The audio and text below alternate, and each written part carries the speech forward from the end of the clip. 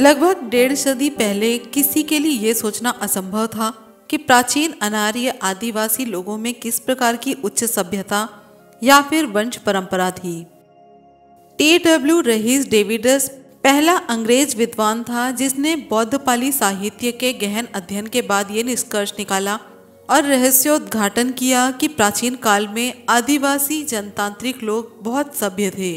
उसने इस बारे में अपनी रचना की भूमिका में एक टिप्पणी लिखी जिसमें उसने लिखा कि यह बात बहुत महत्वपूर्ण है कि भारत की सामाजिक परिस्थितियों का प्रमुख भाग जो ईसा पूर्व 6वीं व 7वीं सदी में था, भारतीय तथा यूरोपीय विद्वानों की निगाहों से छुपा रहा है। इसका प्रमुख कारण है कि वे भारत के लोगों के बारे में सूचना प्राप्त करने के लिए पूरी तरह ब्राह्मणी साहित्य पर निर्भर रहे, जबकि अधिकतर वे रचनाएं जनतांत्रिक स्वतंत्र लोगों के विरुद्ध पुरोहित वर्ग के वैमनस्य से ग्रसित रही। जय भीम, नमो बुद्धाय। आज हम थोड़ी सी चर्चा करेंगे प्राचीन भारत के शासक नाग और उनकी उत्पत्ति और इतिहास पुस्तक से, जिसके लेखक डॉक्टर नवल वियोगी हैं। इस विषय पर शोध के लिए D.R. भंडारकर तथा K.P. जायसवाल जैसे विद्वानों ने कदम उठाया। दोनों ही विद्वानों का काम प्रशंसनीय है, मगर वे भी विषय के साथ न्याय नहीं कर पाए। कारण ये था कि वे भी वैमनस्य की भावना से ग्रसित थे। मगर इस सदी के तृतीय दशक में जब सिंधु घाटी के प्राचीन शहरों की खुदाई अंग्रेज पुरातत्वविद मार्शल मैके तथा व्हीलर ने की तो तस्वीर का रुख ही बदल गया और यह पूरी तरह प्रमाणित हो गया कि वह सभ्यता जिसका संबंध आदिवासियों के साथ था वह बहुत उच्च थी। बाद में हड़प्पाइयों की संतानों ने एक सामाजिक, आर्थिक तथा राजनीतिक व्यवस्था का विकास किया जो कि गणसंघ अथवा गणतंत्र पुकारी जाती थी। वह एक ऐसी व्यवस्था थी जहां प्रत्येक नागरिक आवश्यक रूप से कुशल शिल्पी तथा बहादुर सैनिक होता था। उसे अपने गांव और जनतंत्र संघ के शासक को चुनने का अधिकार था, जो उसके अपने खून से संबंधित इच्छित व्यक्ति होता था और वहां सभी बराबर थे। जाति के नाम तक को कोई जानता नहीं था। संघ या श्रेणी का प्रमुख अथवा राजा, जो खलीफा अथवा श्रेष्ठी के नाम से जाना जाता था, कुलों के प्रमुखों की सभा द्वारा नियंत्रित किया जाता था। वह एक ही समय में सैनिक, प्रशासनिक, धार्मिक तथा आर्थिक अधिकारों का स्वामी होता था, जिसका मुख्य उद्देश्य प्रत्येक नागरिक अथवा संघ के सदस्यों की इच्छा पूर्ति के लिए व्यवस्था को कुशल तथा सफल बनाना था। वह व्यवस्था जो मानव जाति के इतिहास में इतने प्राचीन काल में विकसित की गई सर्वाधिक उत्तम थी। इन संघों में प्रमुख जनजाति तक्षकों की थी, मगर नाग की पूजा करने वाले इन राज परिवारों का पुराणकारों ने नाग जंतु के रूप में महाभारत में वर्णन किया है, अर्थात राज परिवार को सर्प बना दिया। यहाँ तक कि आज के इतिहासकार K.P. जायसवाल, V.V. मीरासी ने उक्त राज परिवार की शाखाओं सातवाहन तथा वाकाटक को अपनी रचनाओं में ब्राह्मण यानी कि आर्य प्रमाणित किया है। यहाँ पर पुस्तक के लेखक डॉक्टर नवल वियोगी कहते हैं, मैंने सशक्त साक्ष्यों के आधार पर उसका खंडन भी किया है। दूसरी ओर बाद के इतिहासकार संघ समाज के सर्वाधिक दैदीप्यमान उस पहलू को स्पष्ट करने में भी असफल रहे जिसे जायसवाल ने सैनिक राष्ट्र कहा है, जहां संघ का प्रत्येक सदस्य एक बहादुर सैनिक अथवा क्षत्रिय होता था, जो वैदिक आर्य समाज के लिए बहुत बड़ी चुनौती थी। यही मुख्य कारण है कि K.P. जायसवाल के बाद किसी इतिहासकार ने शोध के लिए इस विषय को छुआ तक नहीं। मगर प्रश्न खड़ा होता है, ऐसा क्यों होता रहा है? इसका एक मुख्य कारण है कि तथ्यों पर आधारित भारत के वास्तविक इतिहास को लिखने में एक भारी विरोधाभास है। समाज में ऐसी अनेक जातियां हैं जिनकी उत्पत्ति आदिवासी खून से हुई है, मगर विभिन्न कारणों से उनका सामाजिक स्तर उच्च हो गया है। आज वे जातियां भी नहीं चाहती कि तथ्यों पर आधारित वास्तविक इतिहास लिखा जाए और उनका पर्दाफाश हो जाए, क्योंकि वे भी तो आदिवासी अनार्य खून से संबंधित हैं, यानी कि शूद्र हैं। उनमें मुख्य हैं आदिवासी देसी काले ब्राह्मण, जिनकी प्रतिशत संख्या ब्राह्मणों में 90% से कम नहीं। राजपूत तो लगभग सभी आदिवासी खून की उत्पत्ति हैं। कायस्थ, वणिक और यादवों का संबंध भी आदिवासी खून से है।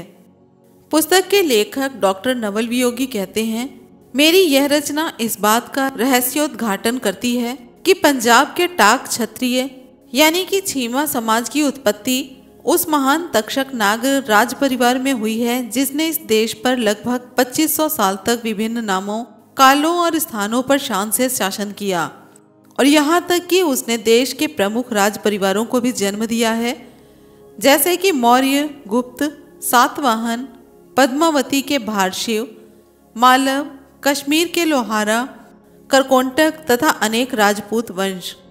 मगर यह समाज इस भारी खुशी, गौरव और मान सम्मान को हर्ष से स्वीकार करने को तैयार नहीं। कारण है कि उसने पिछली 1 सदी में परिश्रम करके अपना आर्थिक, सामाजिक स्तर उठाया है। ऐसे ही विरोधाभास के कारण राष्ट्र के 85% आदिवासी खून से संबंधित लोगों का इतिहास नहीं लिखा जा सका।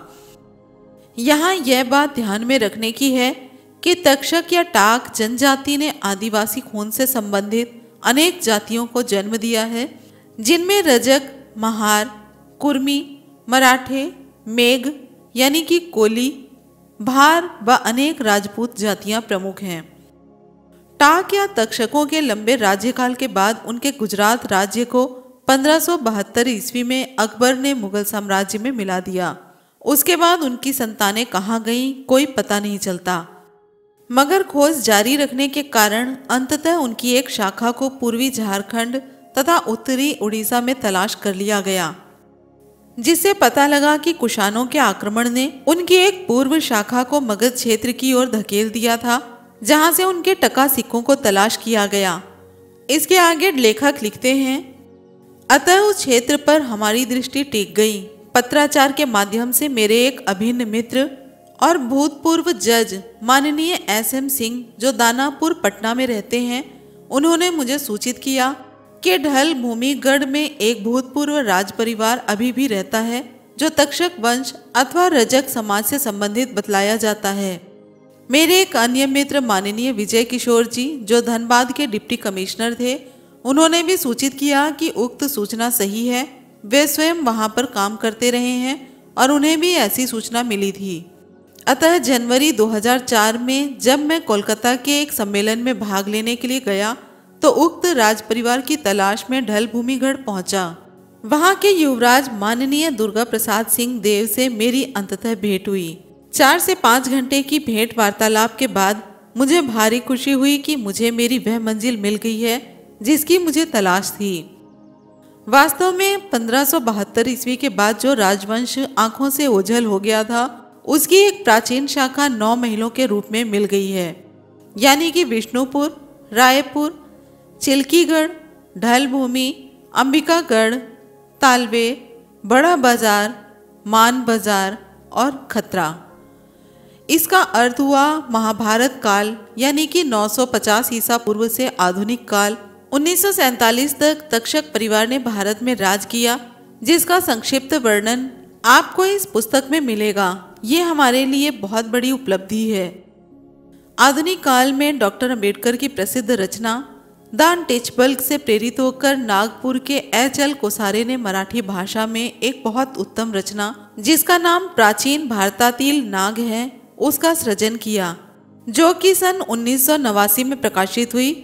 जबकि अभी रचना का सृजन काल चल ही रहा था कि वे एक सम्मेलन में मेरे यानी कि लेखक के संपर्क में आए तथा भारतीय राष्ट्रीय ऐतिहासिक अनुसंधान समिति के सदस्य बन गए, जिसका मैं यानी कि डॉक्टर नवल वियोगी निर्देशक थे।